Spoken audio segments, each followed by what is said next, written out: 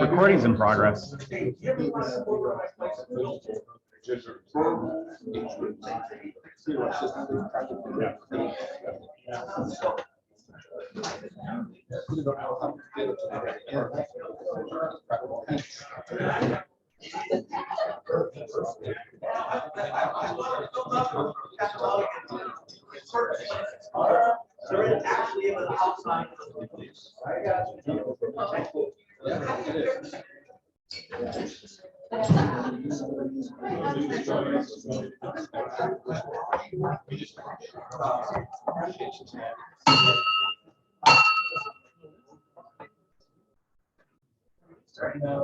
Good afternoon. Welcome to Beavercreek Rotary. I am your president and host, Stephen Brown. Ooh, we have a guest today.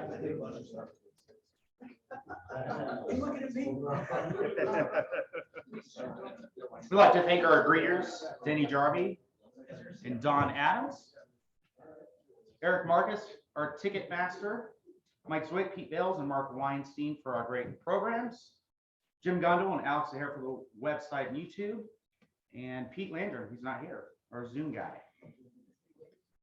At this moment, I'd like to invite Denny up to do the invocation.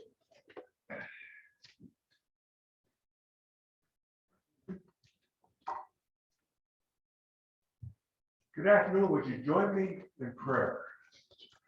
Oh, Holy Creator, we come to you today with a mournful prayer, praying for peace throughout the world, asking leaders and rulers of countries to please consider following the four-way test in their deliberations with each other and other countries. Is it the truth? Is it fair to all concerned? Will it build goodwill and better friendships? Will it be beneficial to all? We thank you for this wonderful meal that you've given us, and we are looking forward to our presentation on the basketball program at Wright State. In this your name, we pray. Amen. Thank you very much. Secretary's report, David Cusack. All right, Mr. Curran has a guest. My wife Mara's with me today. Greetings. Teresa Gracie has a guest. Husband JR. There. We have attendance of 51.9%. All right. Thank you very much. We do have someone online, Beth Cusack. Can you hear us, Beth? We can hear you if you want to say hello. Or Judge Capelli. Hello. Hello. Do want to wish a happy birthday to Bob Wilda, our past ticket master. So happy birthday.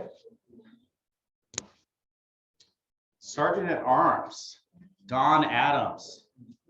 Did such a good job on Zoom. We're gonna see what you're like in person here.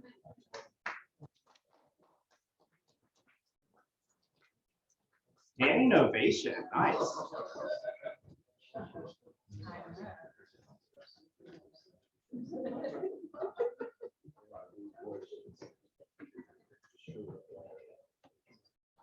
Hopefully I'm worthy of that applause. I have a couple of things. If you would please take just a moment before we get started for a moment of silent prayer for the people in Ukraine that are struggling right now through some things that nobody should have to struggle through anymore. So if you would just join me with a moment of silence.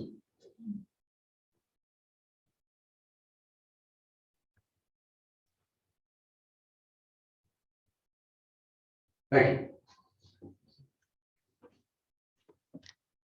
All right, well, today's weather is 29 degrees and cloudy.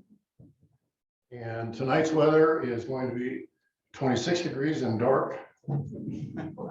There's a slight warming trend over the next few days, and we've had a record snowfall over the last 2 weeks. Actually, it broke a 100-year-old record. In the local news, El Toro on Indian Ripple is going to be closing their location and relocating the old Mimi's restaurant across the street in the green. Also, voting is still on for the best snowman contest in Beavercreek. You can go to the city of Beavercreek's website or Facebook page to vote. The voting on that ends March 1st. Dayton Flyers beat Massachusetts 82-61 for their 20th victory of the season yesterday. Bright State men's group beat Youngstown State 84-71.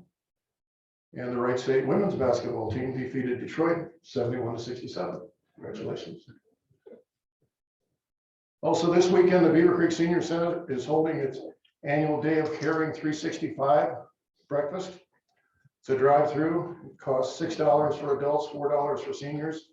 That will start at 9 o'clock in the morning and go to 1 o'clock or until they run out of food. So try to go out and see that. If you've not seen the Sistine Chapel for presentation over at the mall, it ends Sunday. So if you've not seen it, try to go over there and see it. In fact, maybe a good thing to do is get breakfast at the senior center and then go over and see that presentation. Also, Beavercreek High School's Weekend of Jazz is this weekend. It's the 21st year of the event and will feature New Orleans artist Naughty Professor on Saturday night. And another interesting thing for this weekend, the Beavercreek robotics team will be hosting a home competition at Coy Middle School on February 26th, which is tomorrow from 8 to 3. Admission is free. If you've not been to one of those, it's well worth the time to go see it because these kids, it's amazing what they can do. They develop all of these robots themselves, they program them. And I've been out to the state competition and it's really a good thing to go see. On this day in history, First Bank of US was chartered back in 1791. In 1799, the US Congress passed the first federal quarantine legislation. It was to take power away from the states, especially with the backdrop of the yellow fever. In 1836, for those gun enthusiasts, Samuel Colt patented the first multi-shot revolving cylinder revolver, enabling firearms to be fired multiple times without reloading. In 1859, the first use of the insanity plea was used. In 1862, Congress formed the U.S. Bureau of Engraving and Printing to print newly issued currency. Also passed the first Legal Tender Act, authorized to put the greenbacks into circulation. This is the first flat money that was ever used as legal tender in America. Also on this date, Austrian immigrant Adolf Hitler got his German citizenship so he could run for president. We all know how that turned out. In 1933, the U.S. Ranger is launched. It's the first U.S. Navy ship built solely as an aircraft carrier. In 1963, the Beatles released their first single in the U.S. called Please Please Me. 64, Muhammad Ali won his first world heavyweight championship when Sonny Liston failed to come out of the corner. In 1913, and you'll all like this one, the 16th Amendment, which paved the way for the United States adoption of income tax, was ratified. And in 2004, The Passion of the Christ opened in theaters. Now I have a few useless facts for you that will make you appear really smart if you go to a party sometime and start talking to people. Does anybody in here know who invented the light bulb? Edison? Nope. Nope. Thomas Edison patented the light bulb in 1879, but a gentleman named Humphrey Davy invented an incandescent bulb in 1801, and he also created the arc lamp in 1809. Another thing that's useless fact, you blink 15,000 times a day. It's the fastest muscle you have in your body. And women blink twice as much. I guess that's what means when they say they're batting their eyes at you. You know the origin of the word chip when you go to a restaurant? It was done at Lloyd's Coffee House. There was a brass container for the benefit of the waiters there, and it said to ensure promptness. So you put your money in before you went. That would ensure promptness for you to get good service when you were finished. And for the chief back there, The first person convicted of speeding was doing 4 times the speed limit. So back in 1896, he was going 8 miles an hour. And the constable had to chase him down on his bicycle. Another thing, the world wastes about 1 billion metric tons of food each year. I read that, it was just amazing. It's 931 million tons is wasted throughout the world. So today, make sure you go back out for seconds and thirds. We don't want to waste any of this. And you've also probably heard about the Easter Island heads that you see around, those big cars. Well, they actually have bodies too. They excavated 2 of them and they're as tall as 33 feet. And a chef's hat or a toque contains 100 folds. Does anyone know why? It's to signify the number of ways you can make an egg. As I say, useless information will make you feel smart. Couple more quick things. A snail can sleep for 3 years. I have a dog that can do that. All polar bears are left-handed. It's physically impossible for pigs to look up into the sky. Okay.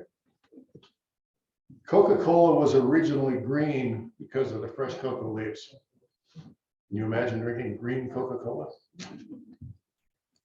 Honey's the only food that doesn't spoil. And for you golfers in here, there are 366 dimples on a golf ball. There are 318,979,564,000 possible ways to play the first 4 moves per side in chess. It's hard to even say the number, let alone think that much. Also, the bulletproof vest was actually invented by a pizza delivery guy in Detroit. He got shot at a couple of times. The name of all continents, ends with the same letter that they start with. I didn't believe that until I started saying the continents, and they do. If a statue of a person in a park on a horse has both front legs in the air, the person died in battle. If he has one front leg in the battle, the person died as a result of wounds received in the battle. And if the horse has all 4 legs on the ground, the person died of natural causes. Enough of those for a while. I used to think the brain was the most important part of the organ. And then I thought, look who's telling me that. Parallel lines have so much in common. It's a shame they'll never meet. Time flies like an arrow. Fruit flies like banana. Didn't say they were going to be good. A soldier survived mustard gas in battle and then pepper sprayed by the police. He's now a seasoned veteran. There's an ad that was in the Plant City, Florida newspaper. Wanted to buy playpen, cradle, high chair, and also 2 single beds. I got arrested for downloading the whole Wikipedia, but I tried to tell them I know everything. My wife and I had a huge argument about who will do the laundry. Eventually I folded. Once you understand why pizza is made round, cut in triangles, and packed in a square box, you might begin to understand women.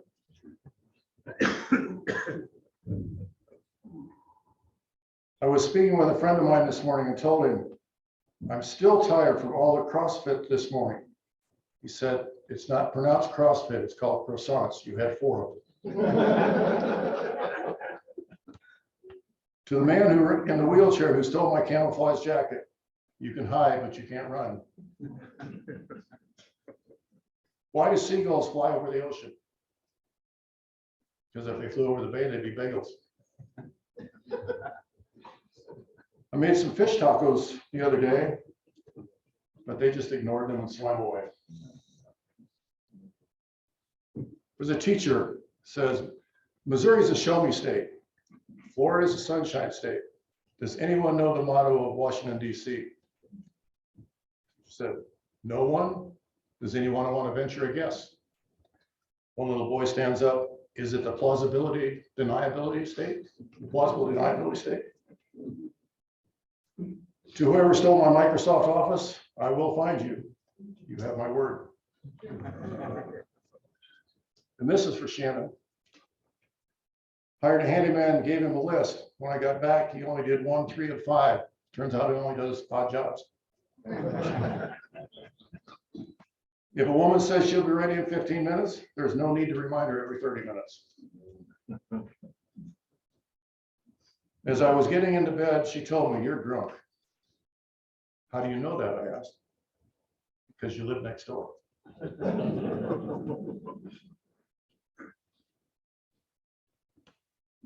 If your dog was barking on the front door and your wife knocking on the back, who would you let in first? The dog, because it shut up once it got in. On that one, I'll stop. The fines today, if you get caught speeding, that's $1. If you have worn a chef's hat and known what the 100 pleats were, that's $1. If you ate a croissant for breakfast, that's $1. And if you're not wearing your Rotary pin, that's $1. And if you've ever been drunk enough and gone in the wrong house, that'll probably cost you a whole lot more. I'd like to see you.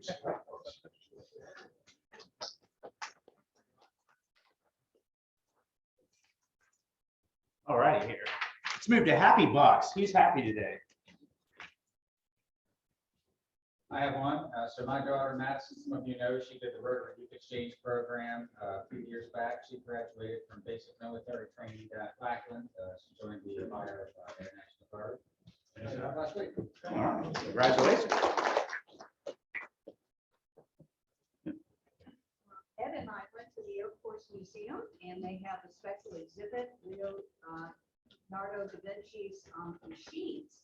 And it's hands-on. You can actually turn them and it's from his drawings and they're life size. And it's just fascinating, the genius of that man.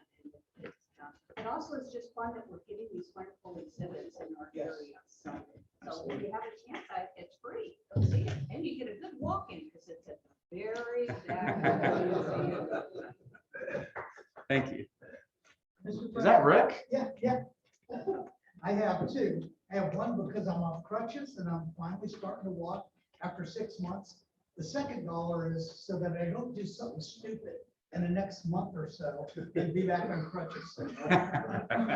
If you want me to pick up your ladders for you, I'll take them. Please, Yeah. He's already taken care of it. Glad you're back. Thanks. Anyone else? Shannon, what you got for me today? Oh, let's see here. So the hockey team, they went to state. They lost by 1 point. It was a great game. You guys played awesome. They've got 5 or 6 more games. They got a tournament coming up this weekend. And they started playing a round where they get only the rookies. So everybody who's first season, last night they played Troy. And so they got all their first season guys and played all the. And I'm telling you, it was a pretty intense game because you didn't have one guy come in and just do all the stuff. It was pretty awesome. But I'll be happy when hockey is over. But I'm really glad that Isaac got to play hockey. That's amazing. State his first year. So what was the score if they lost by 1? It was 2-3. Oh, yeah. Yeah, I mean it was super close. Anyone else? All right. Oh, Jack.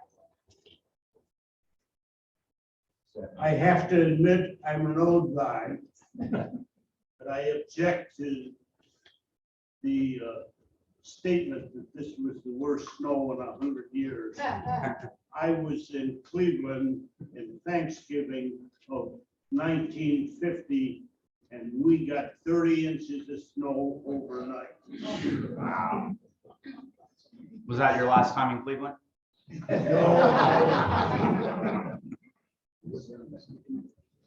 Anyone else? All right. Ticket drawing. Who's our winner? Last 4 digits, 9772. 9972. 9772. 9.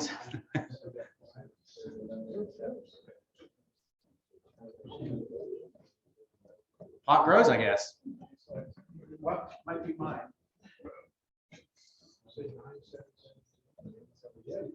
We got a winner. Oh, here we go. All right. What cards you need to pull? 6 of hearts. 6 of hearts.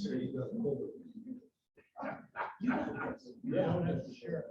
You gotta pull the right cards. So just a reminder, half our proceeds go to our annual Christmas basket.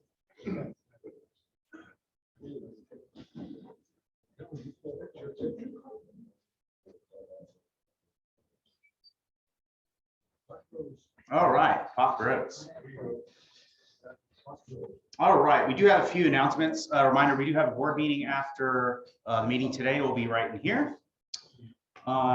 We have our last day of vote for our slate for Brandon. So a reminder, Dave Cusack as president-elect, Eric Marcus as treasurer, Don Adams, and Amanda Hayes. So that's our slate right now. We do have one position available in the director seat. So if you're interested, let us know. But do we have any nominees from the floor? All right, well, let's go ahead and vote. So all in favor of the slate for next year, say aye. Aye. Anyone that opposes? Anyone that abstains? All right, so let's give a round of applause because we have some new directors, so Amanda and Dawn. So, and of course, thank you, Eric and David as well. So, do we have any other announcements from the floor? Perfect. So I'm going to invite Mark Weinstein up to introduce our speaker today.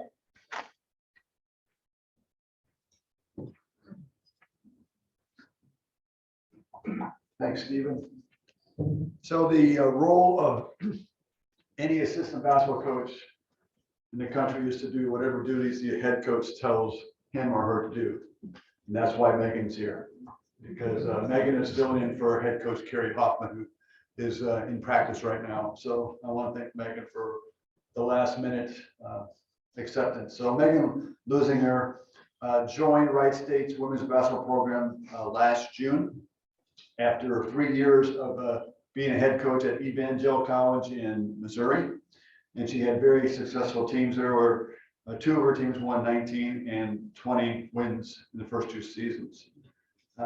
She's also an former assistant basketball coach at Valparaiso University. And what's really impressive to me as I look at her bio from the Wright State website is, one, she was an All-American at Liberty University, and she took that experience and success and was drafted by the San Antonio Silver Stars with the 14th overall pick in the 2009 WNBA draft. She played there for 2 years and then went overseas to play professionally in Turkey, Poland, and Israel. Megan is a graduate of Senior Christian High School. And so she's back home, and I learned while we were getting food that her dad once worked at Cedarville University. So please welcome Megan.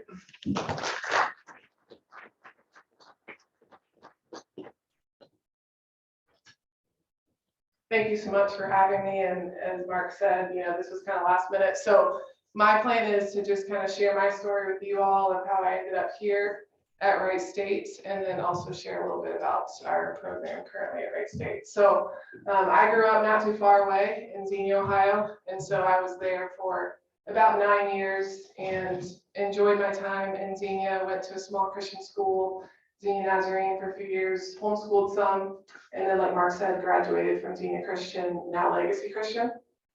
And so something unique about me, does anybody remember the Crazy Triplets back in the day? No? All right, that's okay. So we played basketball together at Xenia Christian, now Legacy. And so between being in Xenia, obviously close to Dayton, close to Cedarville, that's kind of where we felt like we would end up landing to play basketball together. And so it was really a tie that kind of came between Cedarville and Liberty. And that's kind of what has landed me here now, is that I grew up watching Carrie Flunker at the time, now Hoffman, play basketball at Cedarville. And so they were recruiting myself and my sisters, and really thought that's where it would end up. Like Mark said, my dad was working at Cedarville. And so it just seemed like a good fit. And then Liberty swooped in on the scene and ended up offering all three of us full rides to go and play basketball. So, you know, a lot of times parents send their kids off to college. And in my case, my parents actually moved to Lynchburg, Virginia. And so played there for 4 years with my sisters, had a few injuries in the process. My freshman year was on track to get freshman of the year and win our conference, and tore my ACL about halfway through the season. And so during that time, you know, it was definitely a struggle and a challenge in getting the game of basketball, something I've been involved with my whole life, get it taken away. But through that, I really just felt like the Lord was teaching me what thankfulness looked like, because so many times, you know, we think, oh, we're going to be able to play basketball, or we're going to go out and jump in our car and drive to the store. And that doesn't always happen like I think it is. So I really learned in my college experience was just being thankful and what that attitude looks like on a daily basis. From once I was at Liberty, ended up going to play at, so like Mark said, graduated Liberty, and then went down to San Antonio to play basketball. And basketball was something, you know, it's a huge part of my life. It is now, but it wasn't something I necessarily thought that I would play professionally. There's girls you talk to growing up and they say, what do you want to do when you get older? I want to play professional basketball. And that wasn't really something that I felt like that I would necessarily do, but really as I continued to play and enjoyed it, and then got to my senior year of college, and my coach pulled me aside and he said, you know, Megan, I've got some WNBA coaches that are starting to talk to me and would really like to have you be a part of the WNBA. And so that really resonated with me, and I felt like, well, I better explore this and kind of check this out. And so ended up talking to several coaches, and then when the draft came around, you never know where you're going to land. You might end up where you thought you were, and you may not. But for me, it worked out really well. I did talk to the San Antonio coach several times, and it was just a great fit for me. I went to a place where I was on a veteran team, Ruth Riley, Becky Hammond, several other names that some of you may be familiar with. And so it was a good learning opportunity for me to be able to play with some of the top talent in the nation and in the world, but then also learn from them in the process. And so for us as WNBA players, we don't make the kind of money that NBA players make. So NBA players, they play and then they have, you know, their summer to enjoy. And so for us, we would really concurrently, or after I guess our season, go overseas and play. So it ended up being like a year-round cycle of you play your 5-6 month WNBA season, and then you go overseas and play. And so I remember not even walking from my graduation at Liberty, getting drafted, going down to San Antonio, doing the full season, home for 7 days, and flying out to Turkey at the age of 22 to start my professional career overseas. And so I was able to play for 5 years in Turkey, 1 in Israel, 1 in Poland, and in each of those years, different challenges, you know, arose and came up. But I really felt like through basketball, I was able to develop myself as a person, and now being in the coaching side of things, giving back in that way. So it was really enjoyable to do that. And my last year overseas, I got married prior to going overseas, and so wanted my husband to come over with me, but he was a teacher and landed a job stateside, so he opted to stay, and I went overseas. And then after that, I thought, you know, it's time to be a wife, and then Lord willing, eventually a mom at some point. So ended up retiring at the age of 29 from playing pro, and then started the next career, I guess you could say. So ended up going to Valparaiso University and was there for 2 years as an assistant coach. Had my first little boy there. And then after that, thought, you know, hey, I'll get my feet wet and see if I can maybe land a head coaching job somewhere. And so the Lord just kind of navigated, directed my path to a small Christian university down in Missouri. And so I went down there and really enjoyed my time there. was not looking to leave Evangel. And then Carrie Hoffman, the head coach at Wright State, she randomly texted me and said, hey, would love to have you on my staff at Wright State. And so at the time, I'm thinking, oh, we're in a great spot here, good family life balance. My husband loved his job, but it just goes to show you never know what doors may open when. And so ended up checking out Wright State a little bit, being familiar with it, living around here when I was younger. And really, most importantly for me, I knew that I would be working for a great person. And so Carrie, while she's not able to be here today, I just knew that there's not too many people you can work with in this profession of basketball that you can truly trust. And she's a mom as well and a wife. And so that's important to me in my career, is that I do well as a coach, but I also have other roles to fill also. So just ended up coming here, visiting, and then door after door just kept swinging wide open for us to relocate here. And so moved here in June and have really enjoyed it. If you look at our record, you're going to see that we've had some challenges and some struggles, but through all of that, we recognize that, and I recognize there's a much bigger picture to it than wins and losses, as well as just what that looks like off the floor too. So we knew coming into this situation, Wright State's had a great program and has been historically very successful on the men's side and the women's side. And so our challenge, when Coach Trina left, was to basically what we had left was to essentially try to pull them together, rally them together, and start establishing a culture and building a foundation.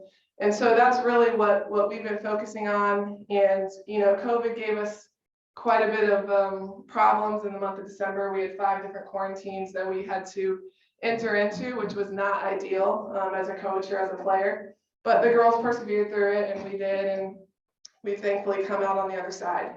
But one thing Coach talks about as far as our program goes is that, we need to be coaches and role models for these girls. So something she likes to tell the girls a lot is, we want to be inspiring people who play inspiring basketball. And I think that's just a great motto for our, culture that we're developing, but also for the Wright State women's basketball program, that we would be able to develop young ladies who hopefully we are successful in the coming years on the basketball floor, but also that these young ladies can go out to the real world and make a difference in the community and in their jobs. And so some of our values that coaches have us focus on for these coming years is, the first one is to be a good teammate. And so for those of you who have played sports, I'm sure you've been in different roles, whether that's getting a lot of playing time, not getting a lot of playing time. It's easy to have a good attitude if you're the one getting a lot of minutes, and it may not be as easy if you're not. And so she's challenged them to really make each other better. And so that's obviously, doing the grind of encouraging, working hard, being trustworthy. And then the last one that we're really challenging our girls on is to serve. And so these ladies, we like to get out into the community. We've done several community service projects this past summer, and our goal is to continue to do that in the coming years. So the first one she emphasized, Coach, is be good teammates. Second one is being thankful. And as I mentioned already, with injuries, whatever, different things happen. But one of the things we like to talk about is embracing your role. And just like, for me, I went from being a head coach and now I'm an assistant coach. What does that role look like? Obviously that changes, but for us, it's just being supportive of each other and that everyone's in it for a common goal. And so I think it's something we can take away within life as well. And then treating others with respect, whether that's coaches, fans, opponents, and then also acting in humility. There's going to be obviously young ladies and even out in the workforce and the jobs that you're in who get more recognition or attention, but we also want to, let these ladies know that whatever role you find yourself in, do the best that you can and make sure that you're supportive. And the last one that we stress and we focus on is being tough. And this looks like obviously making the right choices. I heard growing up, character is what you are in the dark.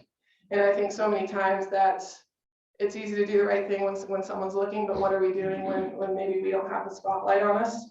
And so going the extra mile, staying sharp, and whatever that is something that we're trying to focus on and work with our ladies.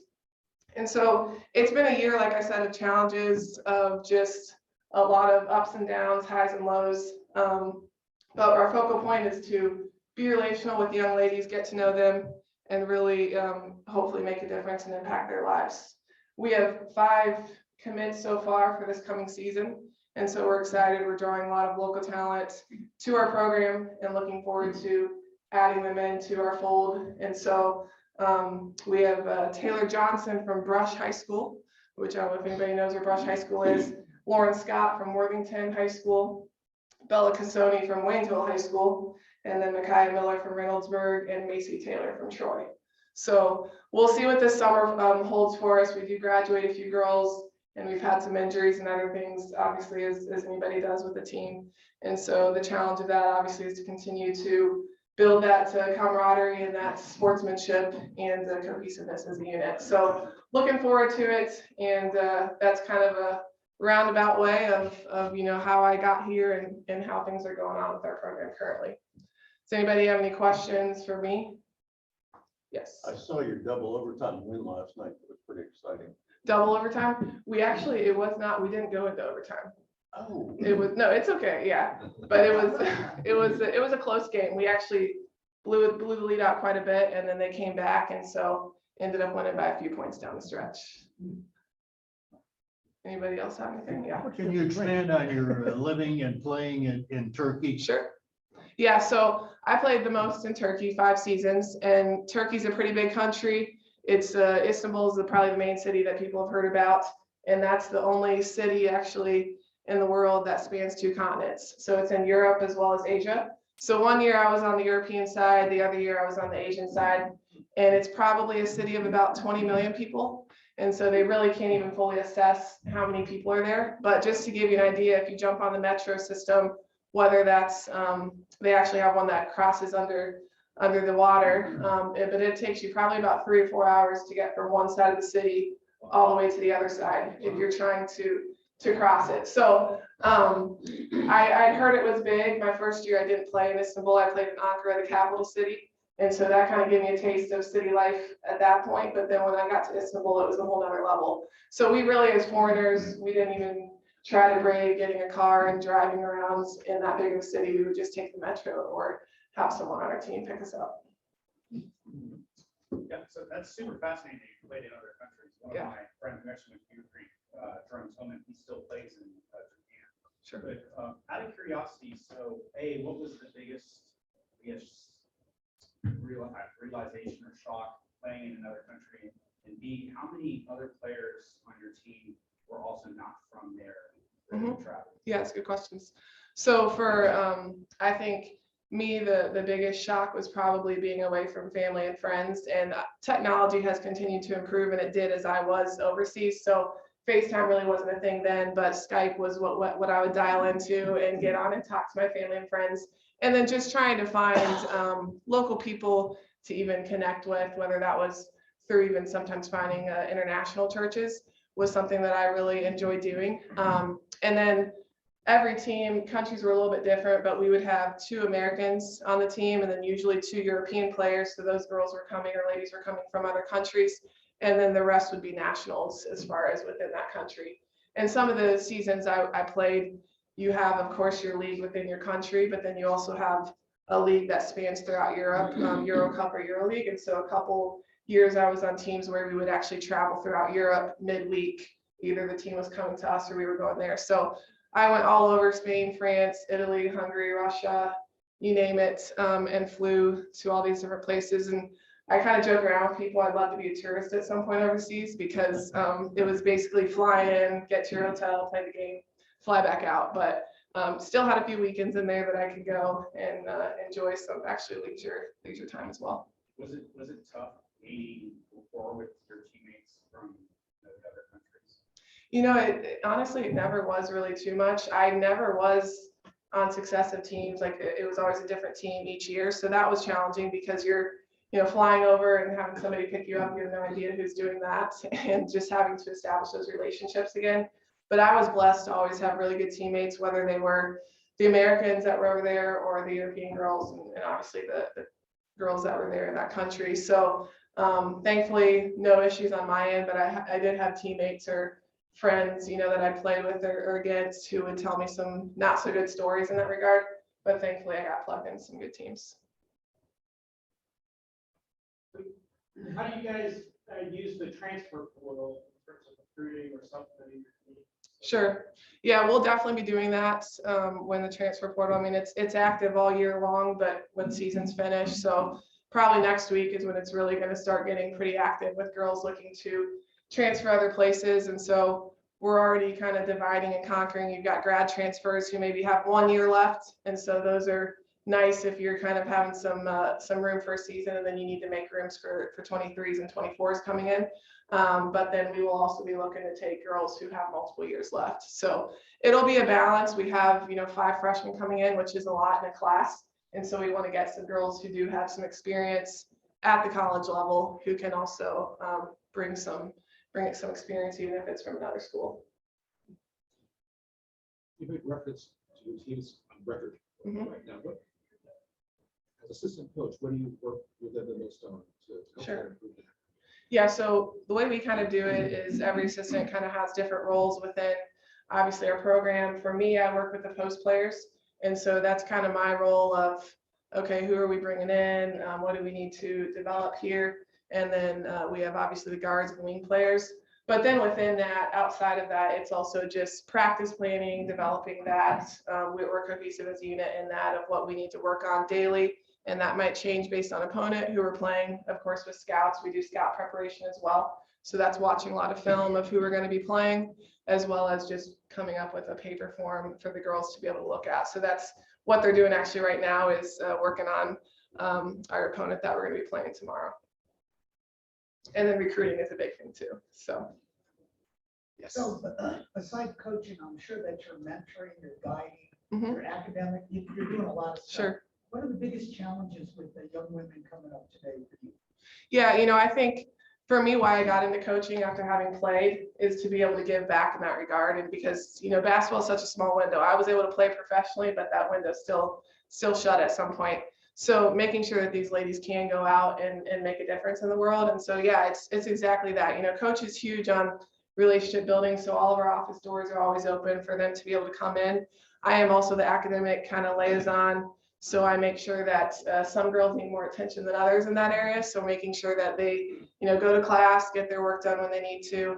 But we do a lot of team activities off the floor, going to, different people's houses, having meals. And so just wanting to make sure that they realize that there is a much bigger picture to just them being at Rice State and playing basketball. And I don't think you're going to find that necessarily everywhere. I mean, everybody's coaching style is different, but, coach has done a good job with that. Are you on the road recruiting as well? Yeah, so we have a couple weekends. Our recruiting is actually about to completely change based on just with what COVID. We were able to go out over 100 days between all staff, and now it's dropping to in the 60s. So we have a couple weekends in April where we go out to different tournaments. We are allowed to, and then in the month of July, we have about 2 weeks where we can go and kind of just crisscross the country with all of us going different places. And then throughout the season, like current high school seasons, we can go. So what are the challenges that a school like Wright State faces in recruiting? I think that one that we're finding that we didn't really think about coming from, I guess, where we came from is just a lot of girls and guys too. They want that experience of like a true college experience. And a lot of them mention that, Wright State doesn't have football. And so whether that's going to games, and cheering on football team and that sort of thing. And for me, I mean, I felt like as a college athlete, I was so busy anyways. You basically have the cycle of go to class, get lunch, practice, work on your studies. So that wouldn't really faze me, but a lot of people do, think about that side of things. But at the same time, I really think we're in a great location because we have a lot of great opportunities around us. And whether that's, girls going to do different things, go to the mall, a lot of food options. So for us, I think it's just selling the program because that's really what we want to be about anyways. And so making sure that people know who we are and what we're trying to do and accomplish, but doing it in the right way too. What's your dream next step? My dream next step? Maybe for a longer period of time. And also Sure. the second question is, you still keep contact with the pro people, and how do you leverage that for your current girls or who may be coming up that are good enough to be that level? Yeah. So, for me, I always just kind of take it a day and a year at a time. I mean, it's hard to, look back before I started playing professionally, what did that look like? I never dreamed I would do what I did. So, I'm content with where I am right now. I think this is where the Lord has me. And so I'm thankful for that. And we'll see what the next steps are, what doors open up. But I do enjoy the coaching opportunity, whether as a head coach or assistant, being able to just hopefully influence these young ladies in the game of basketball that really, more important in life. And then what was the other one? It was. So your contacts with the. Yes. coach. Yeah. So a lot of these ladies, they do say, hey, I want to play pro, and some of them that's realistic and some it's not. So just really being able to use that, the connections that I do have, whether that's with agents. I mean, anytime you turn professional or you're trying to, you have to sign on with an agent and they kind of represent you and say, hey, this is an opportunity in this country. Do you like that opportunity? Do you not like it? And so that's really important to have, because when I was coming out myself of college, I really didn't have that. I had a lot of people reaching out to me, but you've got to be careful with that because it is such a business. You want to make sure you're getting somebody who is trustworthy and really on your side and helping you. So that's something that I'm definitely open to do. I don't think, currently, I don't think we have anybody necessarily quite at that level, but that would be the hopes eventually to get girls that we can be leveraging and getting them to be able to play pro ball. First coach, you see like Division I, in any sport now, some incentives like from here, you get a car. Sure. What's your feeling on that? Yeah, that's very interesting. The name, image, likeness is what he's referencing. And so we don't have, I think that's definitely, you talk about kind of the disparity of men's and women's sports, and same thing like with pay, the WNBA, NBA, that's just normal. But I think you see that more on the men's side of like football players and basketball players, but it is something to definitely use if we can at some point, where that's getting a local sponsor and sponsoring a car, or providing a certain amount of meals. I don't think that's a bad thing, and that is a good thing. We're not currently utilizing that, but I could see as this continues to develop, where that could be something that we do kind of plug into a little bit more. So on your schedule, there were quite a few cancellations and forfeits. Yes. How do you work around this COVID thing? Yeah, so for us, unfortunately, with those forfeits, we were not able to make those up. That's just something where you take a loss on your schedule. And they have different ways of viewing that in terms of like who's vaccinated, not to get too political in that regard. But through that, then they kind of determine, okay, you take a forfeit or we're able to reschedule. And so for us, unfortunately, we were not able to reschedule those for various reasons. But it's just part of it. I told the girls all the time, like, I can't imagine playing as an athlete in this COVID time, because it's just, you're on for 7 days and you're off for 7 or 10 and you're back on. And that's really tough in any sport. But I think basketball, from a cardiovascular standpoint, it's really hard to mimic running up and down the basketball floor. You can jump on a treadmill and run, but it's still not the same. So that has definitely been, very challenging for us, especially in the month of December. But thankfully, we've been in the clear the last couple months. So that's good. Earlier, you talked about the WNBA players all playing over Europe. How does that mechanism work? Because you obviously play for several different teams. Sure. Do you get recruited? Is there an organization that kind of matches people up, or how's that work? Yeah, so that's a good question. Really the same kind of concept going back to the agent. My agent would represent me figuring out WNBA, what that looks like. And in the WNBA specifically, you're locked in for 4 years. You can't really become a free agent until after that 4th year. So during those 4 years, you can, if the team wants to trade you, whatever the case may be, that can happen. But then as far as overseas, during the WNBA season, my agent would start talking to me about, okay, these are your options of going overseas. And really the sooner you could lock that in, it basically, like, as the WNBA season was starting, I was figuring out where I was going to be going after the WNBA season was done. So that's essentially how it would work. And then, as I mentioned earlier, I'd get about 7 to 10 days at home usually, and then head back over. So at the end of my 2nd year in the WNBA, I tore a meniscus. And so I just opted to actually rehab and get better. Ironically, we made more money overseas than we did in WNBA. So that was kind of, I felt like at that time, the smart move for me to do. So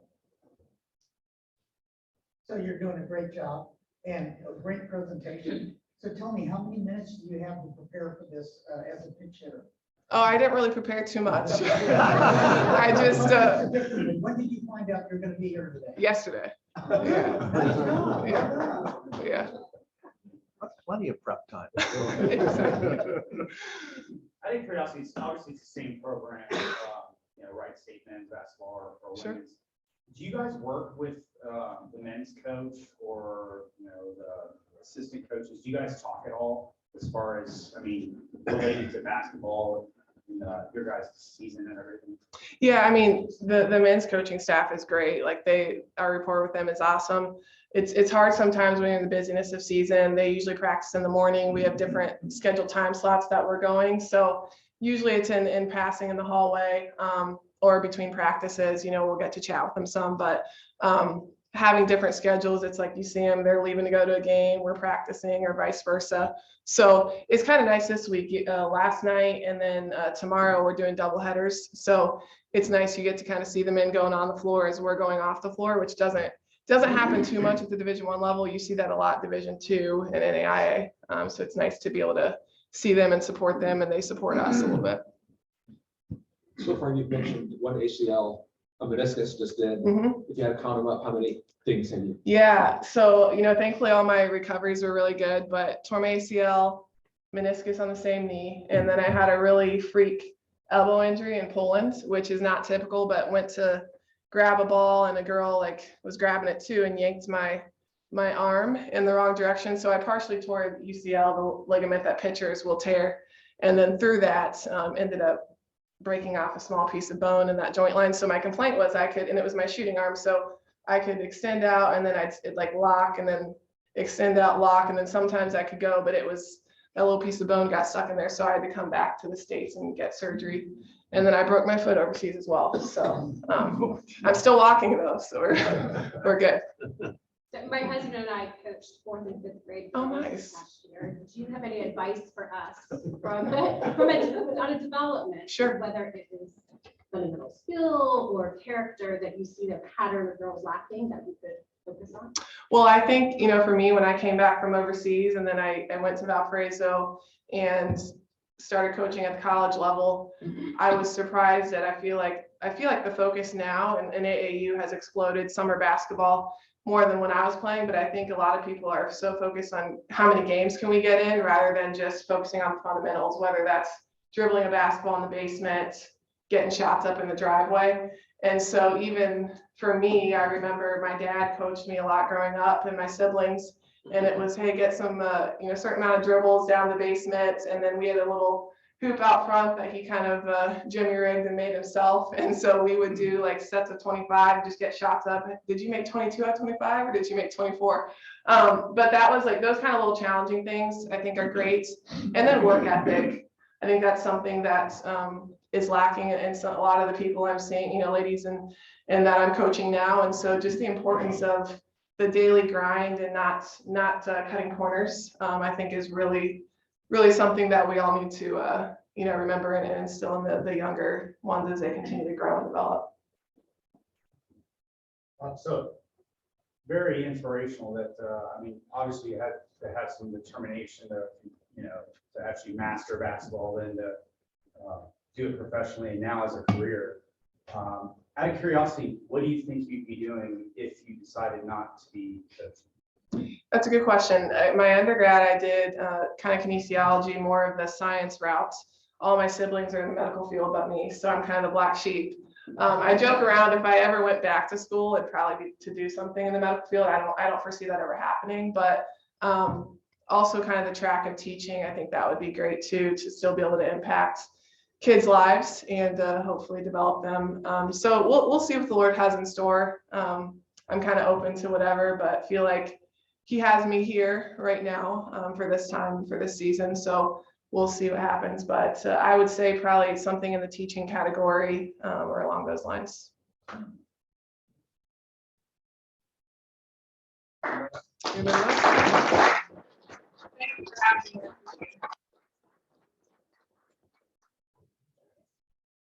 Thank you very much. That was a great program. So less than 24 hours. I don't know how Carrie would do, but you did a great job. So per our tradition, we always donate a book. We'll have you sign it to the Greene County Library. So Beth got this.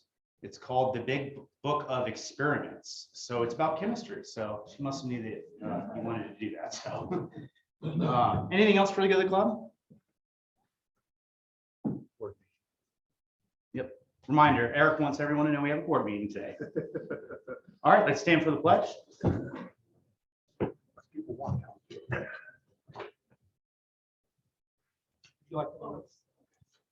So am I saying it? Yeah. Okay. All right, I pledge Allegiance to the flag of the United States of America and to the republic for which it stands, one nation, under God, indivisible, with liberty and justice for all. Very good. Thanks for sharing. Kind of share it with somebody. Yeah. Last week I sat with Charles. Nobody was sitting with him at all.